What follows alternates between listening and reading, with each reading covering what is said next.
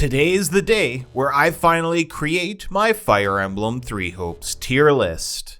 I have over 300 hours clocked into this game, and I've done everything there is to do. I have built every character, mastered every class, and used every weapon. And with that knowledge, now I can finally tell you where each character truly belongs. I will be ranking each character based on where I think each character should go. I'm looking at the overall kit and potential of each character. Do they have a crest? What relics could they naturally use? What are their unique abilities? Or what abilities do they naturally have access to? These are all things I'm going to consider when placing characters on this tier list. Just keep in mind, this is my opinion after all. However, this is going to be based on my knowledge of Fire Emblem Three Hopes. And as a side note, the characters within the ranks are not necessarily in order. The only time I start giving you the characters in order are for S rank all the way at the end. Starting with F. These are the lowest potential units in the game. All characters are usable, even in maddening, so keep that in mind as we go. It's not like the F tier characters are unusable, they're just severely lacking if you're comparing them to other characters. Starting with Dedue. His Demolisher ability is interesting, and it has some decent damage, but Dedue lacks almost all of the damage raising abilities. Seriously, he has Underdog, and that's it. The only way to raise the damage on this character was to focus on speeding up your warrior specials, but even that can only do so much. Ash's unique abilities left a lot to be desired, and just like Dedue, Ash was also lacking a lot of the damage boosting abilities. The only way to get good damage on him was to rely heavily on the Wind Torn status effect, and even then, his damage could not compare to the other characters on the list. Happy was originally a lot higher on my list, until I really took a close look to what she has access to. Nether Sai is alright, I guess. The unique isn't anything special, and as a monster fighter, her Monstrous Appeal unique ability has a time and place. However, she pretty much has nothing for abilities. No greater damage abilities, no essence, no nothing. She has a few good support abilities, and a few stun gauge abilities, and that's it. Happy or not, she stays in F. Now E tier. The characters in this tier are only a little better than F tier. They suffer from a lot of the same things like lack of abilities and weak uniques, but they deserve to be just a little higher for one reason or another. Leone has a pretty interesting unique, but sadly this unique is a double-edged sword. Sure, you get huge speed boosts, but it easily gets out of control, making it hard to make use of fully. Just like the other characters in F tier, Leone is also lacking in damage boosting abilities, but what raises her to E tier is the fact that she has some decent support, like Darting Blow, Soul, and Fly Swatter. Not to mention, Leone gets Essence of Fire. Yuri has a really bad unique. I'm sure you've seen the trend here, but unlike the other characters, Yuri does have a bit of damage support. This character is in a very similar boat to Ash and has to use Wind Torn to excel, but with Impossible Feed, Essence of Wind, and Absorb Speed, he gets put into E tier. And Petra is in a very similar boat to Yuri. She has the Essence of Wind and not a lot else. If it wasn't for her having two decent uniques, she would be in F tier. Windstorm gives her a greater evasion distance, and dodging inflicts wind damage, while Hunting Boon refills the awakening gauge with each critical hit. Without these uniques, Petra wouldn't have a whole lot going for her. Rank D. These are characters that had some potential, but in one way or another left more to be desired of the overall kit. Starting with Bernadetta, we start to see a little more overall potential. Her personal space ability not only functions as an AoE freeze, but it also boosts our critical hit chance while within. This is one of the better uniques in the game. Bernadetta also has access to a few greater damage abilities, alongside offensive tactics, giving her a little more damage potential than the characters in E. However, we do have to rely heavily on our awakening gauge and warrior gauge to keep up damage-wise. This is usually a sign that the character is very limited with their abilities. Ignatz is super fun to play, but this tier list is based on character potential, and in this regard, Ignatz is lacking. His Dreamer's Paintbrush ability is super fun to use, but lacks a lot of damage potential. Ignatz is also severely lacking in the ability field. We have Impossible Feat, which is amazing to have, and Fiendish Blow powers up our unique a bit, but besides that, it's mostly support abilities. With a little more damage, Ignatz could have been amazing. Big missed opportunity here. Geralt suffers from too many directions. He has some of the core abilities to run him as a Great Knight or a Mage, but lacks enough of either to truly excel. His Bladebreaker ability is good, and this is exactly what makes him a Great Knight. However, abilities like Essence of Lightning, that would normally be great, can't really be used alongside his best class. If you chose to build him as a Mage, you can't take advantage of abilities like Absorb Strength without running Hirati, which locks him in Dark Bishop. I feel like the fact that his potential is split in two is the biggest deciding factor to why he belongs in Rank D. Rank D+. Monica deserves a rank above D, but does not deserve a C, so I'm giving her a D+. Her unique is pretty good, especially when you run her as a dancer. She has Wild Abandon, Offensive Tactics, Luna, and Dual Onslaught, which gives her just a little more potential than those in Rank D. Now Rank C-.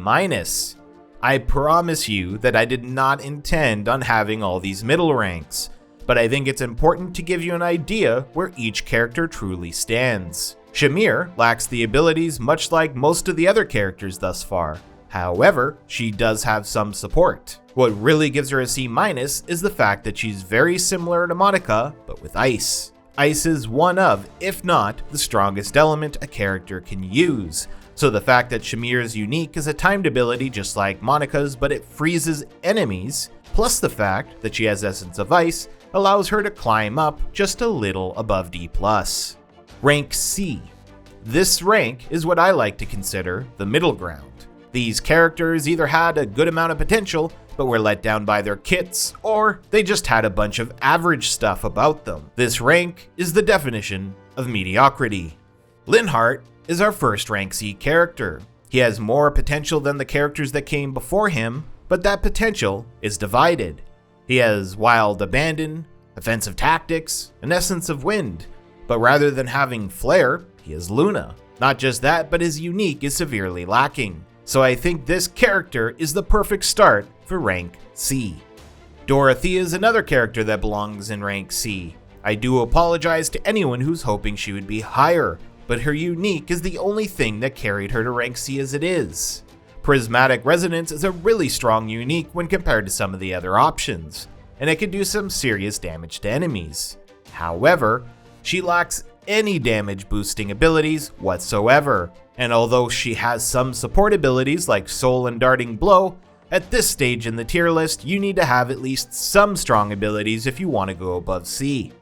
C+. Raphael, in my opinion, belongs a little higher than C, but not quite a B. He has strong abilities like Impossible Feat and Absorb Strength, which is great. He also has a few abilities like Essence of Fire and Dual Onslaught that shows some potential as a fire-casting Dark Bishop. However, his unique Pure Brawn drags the focus to something that relies on normal combos opposed to spells. Pure Brawn is a pretty strong unique, and would be a shame if we didn't use it, so this decision is what keeps him away from B. Another C+ character that I'll probably get some hate for is Manuela. It's sad because she has the Thunder Elemental spells, which are my personal favorites.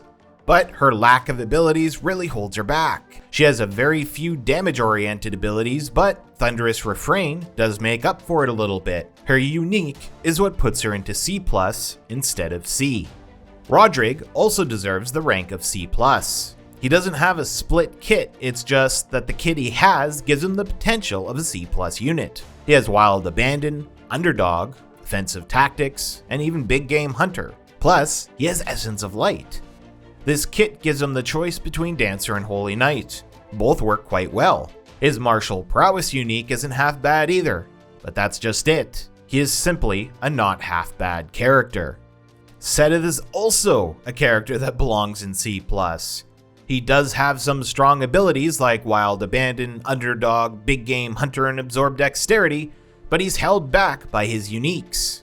Not just that, but Seteth is set up to do well as a Wyvern Lord, but he really needs the spell Excalibur to do good damage, dividing his kit a little bit. If there was a Wyvern class that had access to spells, Seteth would be way higher on this list. Another big missed opportunity. Now, we've reached rank B. These are the above average characters. They didn't shine as brightly as some of the other characters on the list, but they deserve to be recognized as better than the normal. Hilda sits pretty at rank B. Her lightning bound ability is quite good, especially when comboed with Great Knight. She has access to abilities like Wild Abandon, Undaunted, Luna, Soul, Big Game Hunter, and even Offensive Tactics. To make matters even better, she has a lightning essence too. In fact, this character could have moved much farther on the list if it wasn't for the fact that her abilities are split in two. Part of her kit wants mage and the other part wants melee, but there are too many abilities to make her a mixed attacker. No matter what you do with her, she loses out somewhere, so for that reason, despite having amazing potential, she will be our first rank B character. Mercedes is pretty lacking as a combat unit, but that's not who she is supposed to be. As far as how capable she is as a normal attacking unit, she would likely fall into the C category. However, her ability to heal and do well as a Holy Knight because of it moves her up in the ranks a little bit. Not just that, but Mercedes is one of the only characters in the entire game with Light Assist, which allows you to use Mercedes as an adjutant to give any unit the ability to heal themselves. This had to be taken into account to be fair to units that did an amazing job at something other than combat. Casper has a relatively strong unique all considering. His abilities are pretty good too. He has Wild Abandon, Impossible Feat, Absorb Strength, Offensive Tactics, Luna, and even Range Master. Not just that, but Casper also has Essence of Fire, which could turn him into a serious mage given the Hirati book. I feel like Casper here is having a little bit of a midlife crisis. Part of him wants mage, the other War Master, but regardless of what you choose, the character is brimming with potential. This earns him his spot in B rank. Ingrid has a pretty well balanced kit. With Wild Abandon, Offensive Tactics, Essence of Ice, and Flare, you'll see that this character is set up to be a mixed attacker. With how Icy Plunge works, alongside her Heaven Sent, knocking enemies flying and attacking them in the air will allow Ingrid to do her best. The kit may not be as impressive overall than the other characters in rank B, but the specialty with Ice more than makes up for the lack of potential elsewhere. Speaking of Ice, Marianne is another character that skates on into rank B due to our specialty with Ice. Snowslip is a pretty strong ice unique that causes ice damage to enemies as your hit counter increases. As far as abilities go, of course she has the needed Ice Essence and Fiendish Blow, but also Wild Abandon and Life Force to give her attack some extra oomph. Running a Blood Gain could really turn Marianne into a beast, with Beast Feint being able to heal her so well. But since she has to rely on Blood Gain to reach these heights, she will stay in B rank. Without Blood Gain, Life Force would not really be used, and as a result, her damage would drop off by a lot. And now, rank A. I want to first say, there are a lot of amazing characters brimming with potential in this game. Rank A is where most of these characters will land. These are amazing units that could be completely broken, but cannot be considered the best. This category is for second place units, for lack of a better description. Starting with Catherine. Her twofold unique is really strong. The only thing holding it back is the fact that you can't use it more frequently. She also comes with a pretty strong kit for a sword user. She has Wild Abandon, Offensive Tactics, Big Game Hunter, Soul, Flare, Essence of Fire, and even Darting Blow. This gives her the well-deserved A rank.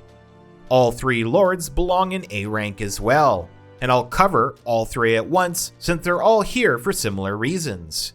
Dimitri, Edelgard, and Claude all have strong unique classes. They all come with strong imbuement uniques as well, that naturally have the elemental essence abilities attached to them. All three come with special abilities and combat arts that only they have access to, and if that wasn't already enough, they also come with a strong kit of abilities like Offensive Tactics, Impossible Feat, and much more. These abilities vary lord to lord, but they all have a lot to work with. Annette belongs to this rank too, but just like Mercedes, we have to consider more than just her combat prowess to understand her reason for being here. As far as just her combat ability, she belongs in B. She has some support, some damage, a strong unique, and a fairly balanced kit. However, she also has the title of Best Adjutant in the entire game, with the highest number of abilities for an adjutant as well as Rally Deluxe, which is a completely broken stat boosting ability for whoever the primary unit is. For these reasons, she definitely belongs in A rank. Gatekeeper also lands in A rank for a few reasons. First, the bad. His camaraderie unique ability is super interesting and fun to use, but not practical or strong. The fact that he can nullify status effects though is quite useful. If you take a look at his abilities, you'll also notice he lacks a lot of damage capacity. This really holds the character back. Although he does lack in damage capability, he does make up for it by gaining every innate ability in the game. Well, besides Pegasus Knight, since he can't use that class. Innate abilities are very strong, and that's why normally you can only have one per character, except for Gatekeeper, which is the sole reason he belongs right here in rank A. Felix is another unit that has an exceptional unique. You could boost your movement speed and attack speed whenever you want. That's amazing. Not just that, but Felix comes with a really strong kit. He's got Wild Abandon, Impossible Feat, Luna, Absorb Speed, Essence of Lightning. There's not a whole lot not to like. What holds him back from S rank is the fact that although he's really strong, he doesn't quite live up to the other characters at the top of the list. But just remember, all these characters in A rank are completely broken in their own right, and Felix is no exception. Oh boy, time to get some hate. I have a very love-hate relationship with Balthus. First, he makes a really powerful mage.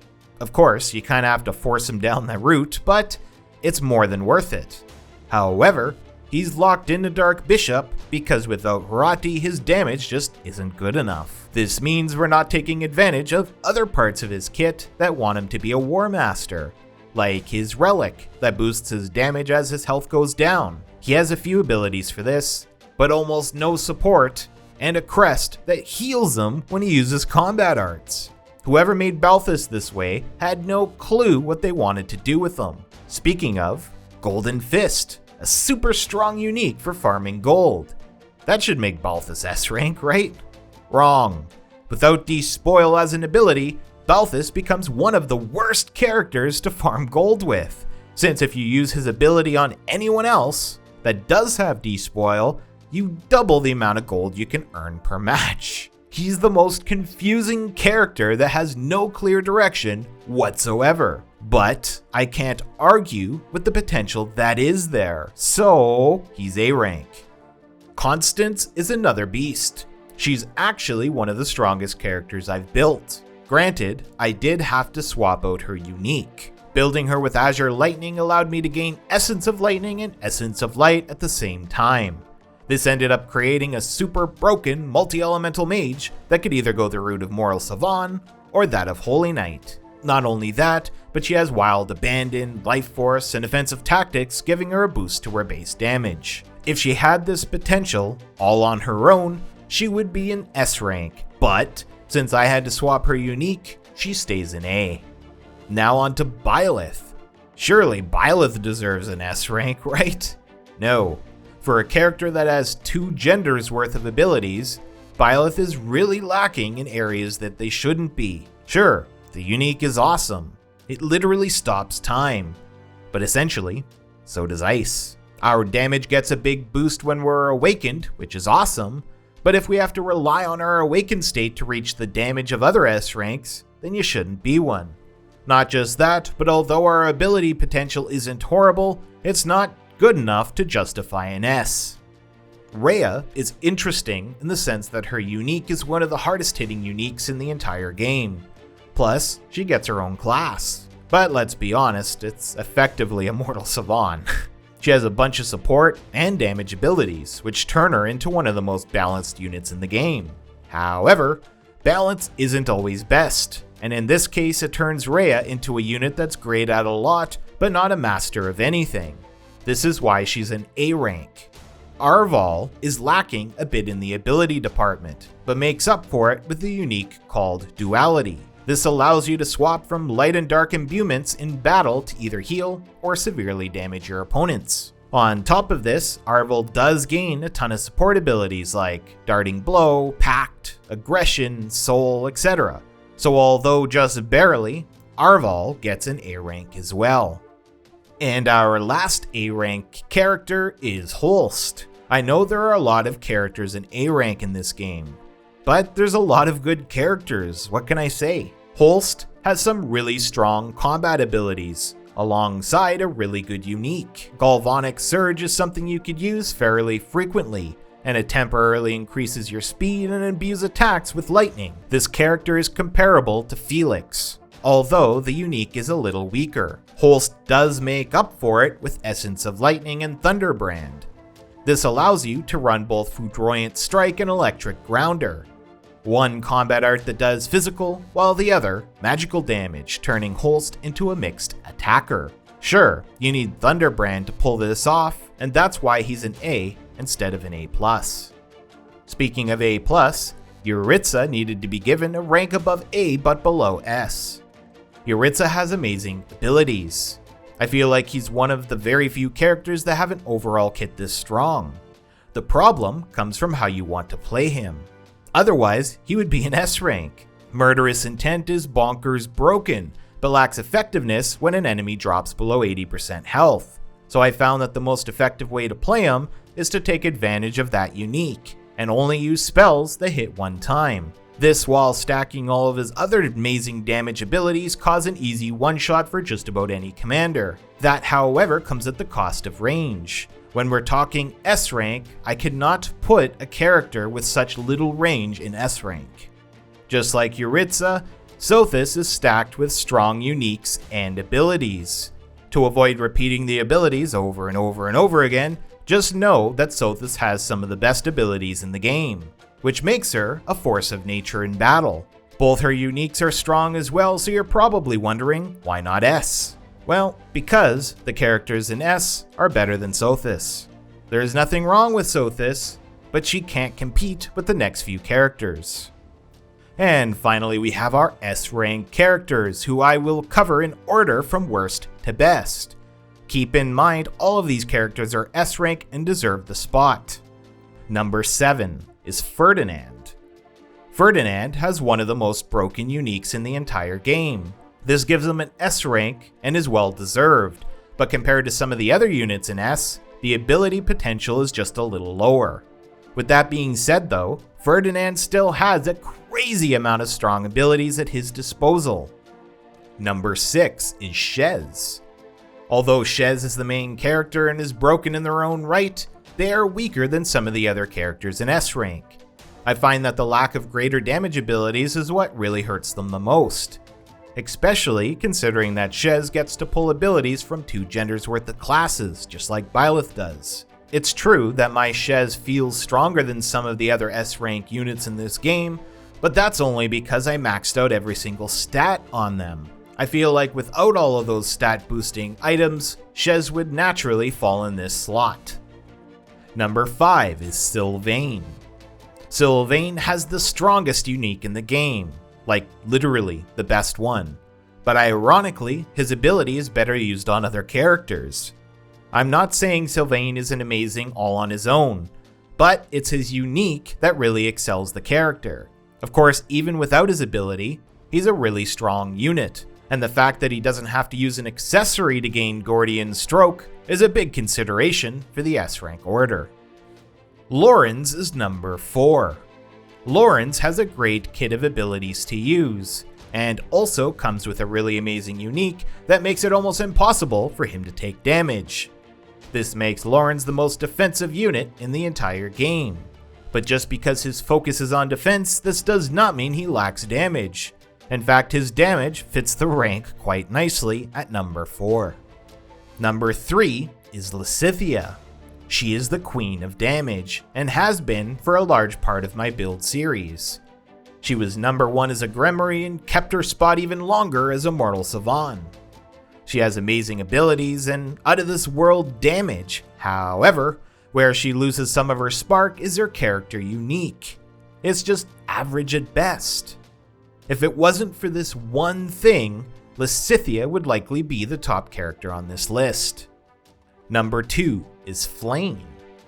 Just like Lysithea, Flame's unique ability is pretty bad. So much so that when I built her, I had to swap it out. Kinda silly that second place still has some flaws to point out. However, when it comes to abilities that she has access to, she's number 1 by a long shot. Flame has the most stacked to the nines kit in the entire game, giving her insane damage as a Holy Knight with the healing potential to live forever. Truthfully, she almost got the number 1 spot. It was a very close race. Ultimately, the deciding factor came down to the fact that her unique had to be swapped out.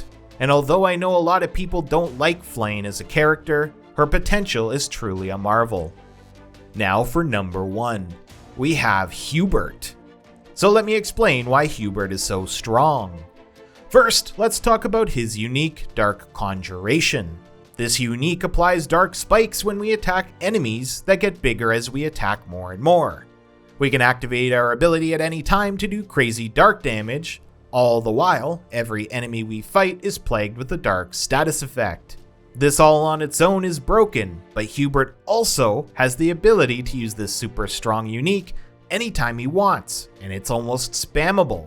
This allows Hubert to juggle enemies forever as long as you're running a weapon that reduces spell cooldowns like Zatunguru's Mystery. Hubert is one of 3 characters that have access to Essence of Darkness, Shez and Yuritsa being the other 2. Hubert has access to really amazing abilities like Wild Abandon, Absorb Magic, Range Master, Big Game Hunter, the before mentioned Essence of Darkness, Offensive Tactics. I mean, the list goes on. This allows Hubert to be the strongest unit in the entire game, with the ability to endlessly juggle enemies. But since he specializes in the dark element, everything he does is that much more broken because the dark status effect is so strong.